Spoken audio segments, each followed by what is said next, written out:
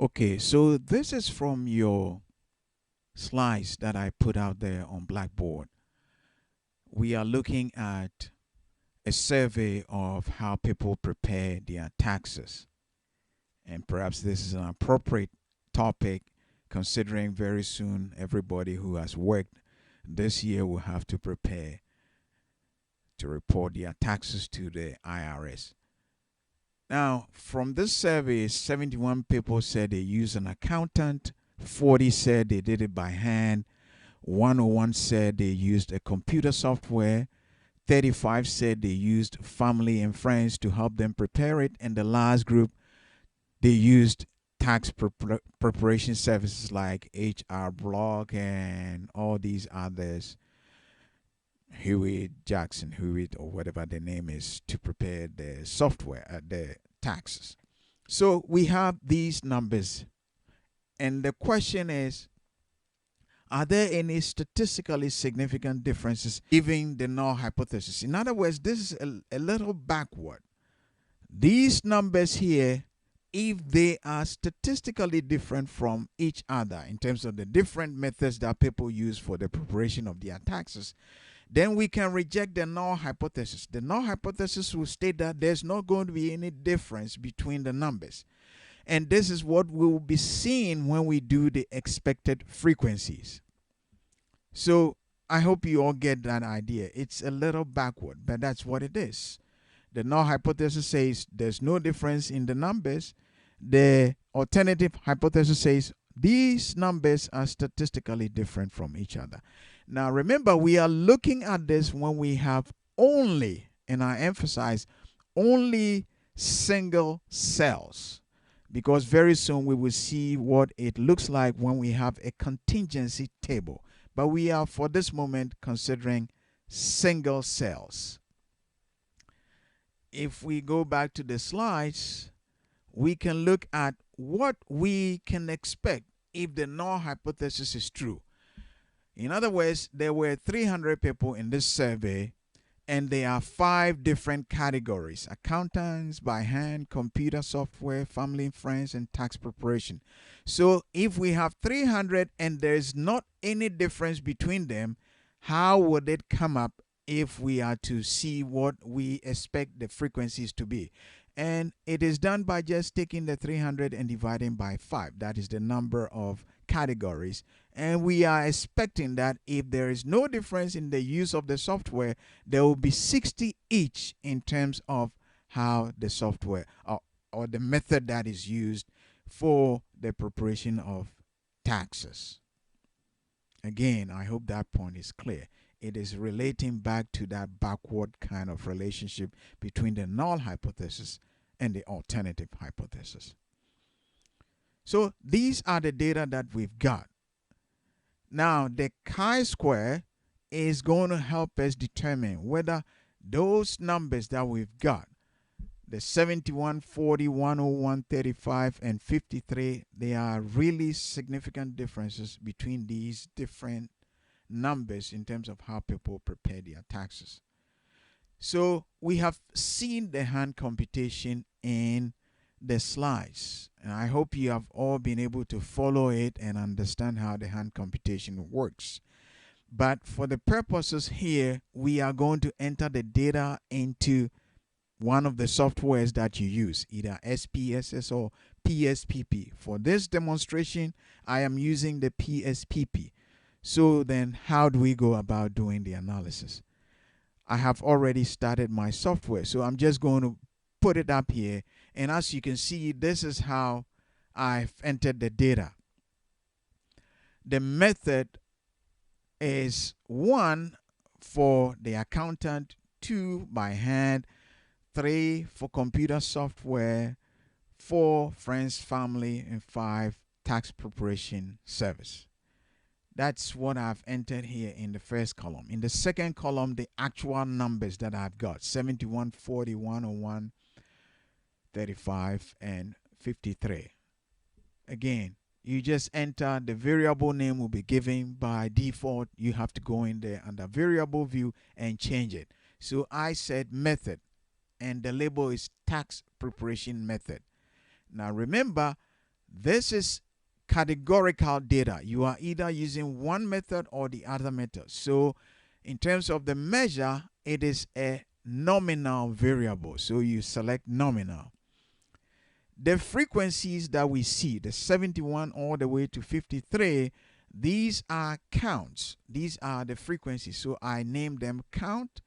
And if I want to be more specific, I can type observed frequency here under label.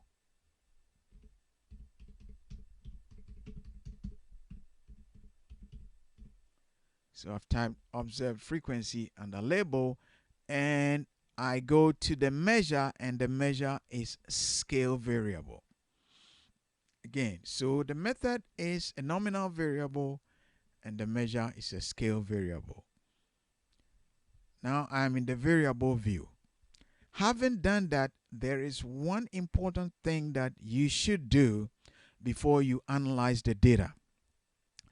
Remember, if I bring up the PowerPoint slide for a minute and we go to this slide here, these are the observed frequencies, accountant 71, by hand 40, all the way down.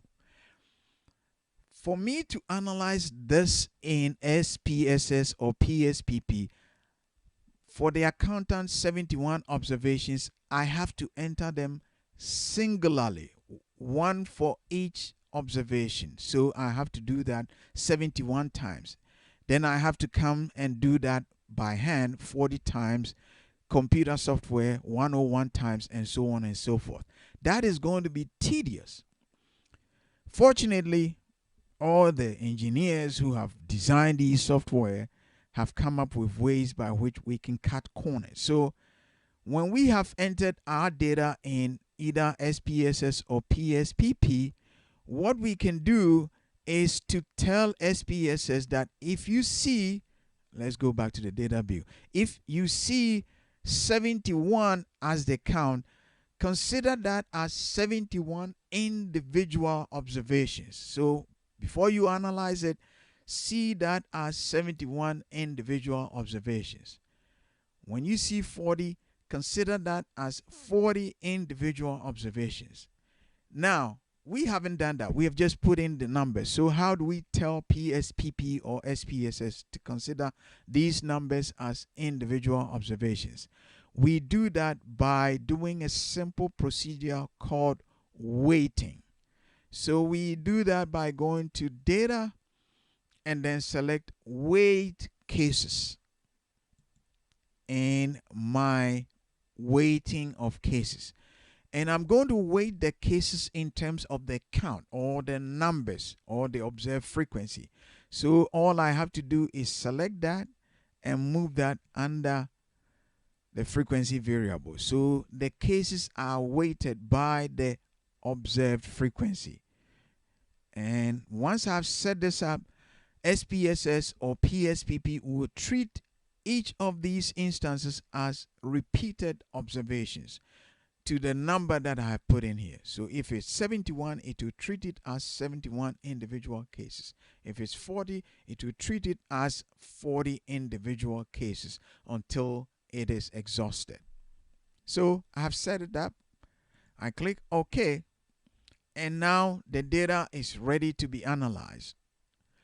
For me to do the analysis, I go to Analyze, and we are looking at non-parametric statistics, and it's a chi-square. So I select chi-square, and I have my variables under the chi-square test. They are listed to the left here. I am going to test the variables in terms of this analysis. So how do we do that? As you can see, the variables are listed to the left here, and I have this window that says test variable, and I am looking at this as the test variable. I'm looking at the method that was used for this tax preparation. So I'm going to select the tax preparation method, and I'm going to move it under the test variable. The count has already been weighted, so I don't need to do anything about that. There's the test variable that is going to be tested. So once I've got that, I'll click my OK. And again, to remind you, when you are doing PSPP, you will not see the output pop up. SPSS will pop up, but not PSPP. So you have to go under Windows, Output, and if you scroll down here, this is the analysis. I had previously done it, and it's up here. It's the same thing here. So that is the analysis. The important thing to look for is your chi-square, and the chi-square analysis came out as 47.93. If you look at the expected frequencies, just like we saw under the slides that I put up there, let's go up here and look at the slides. The expected frequencies gave us 60 for each. That is what should happen should the null hypothesis be the case. You would have 60 per cell. But this is not what we have. This is what we've got. And that is what we have just tested. And the test that we just did gave us exactly the expected frequency of 60 for each of the cells. It's the same thing here. And the chi-square value that we got was 47.93. Now, if we go to our slides to look at what we got, we will get the same thing, essentially. I think there it is 47.9, but 47.93 and 47.9 are practically the same thing. The degrees of freedom that we used was 4. The most important thing to look for, however, is the significance that we got for this chi-square data, and it is 0.000. You are always going to be comparing this 0.000 to 0.05, which is the conventional alpha level. And if you compare 0.000 to 0.05, you know that 0.00 is much, much, much smaller than 0.05. That tells you that this result, this chi-square data that we got, could not have happened by chance. It is really significant. So for this analysis, we will conclude that there are actually statistically significant differences between the numbers reported for the different filing methods that people said they used in the survey that was done. In other words, there are significant differences between those who use accountants, those who use hand, those who use computer software, those who use friends and family, and those who use tax preparation services. That is what the analysis says from this. If we go to the slides, let me bring up the slides for a minute and let's look at what we got there. The slides gave us 47.9. That's practically the same thing that we got with the PSPP analysis. And that tells us, again, the story that there are significant differences between these numbers in terms of how people say they file their taxes. That essentially is how you do the analysis when you are considering single cells. But then it doesn't end there. There are instances where the researcher has a contingency table. And so we want to see how one analyzes data when there is a contingency table. And that is slightly different from what we have seen. Now, by contingency table, I gave you an example in the slide. So let's look at the question that was put in the slides. The question that was put in the slides was on this issue of smoking. It says the following represent the classification and then the smoking status.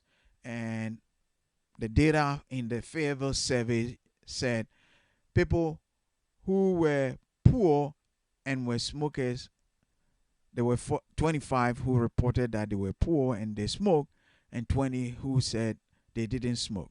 The people who said they were middle class, there were 26 who were smokers and 8 were non-smokers, and the rich 18 were smokers, and 2 were non-smokers.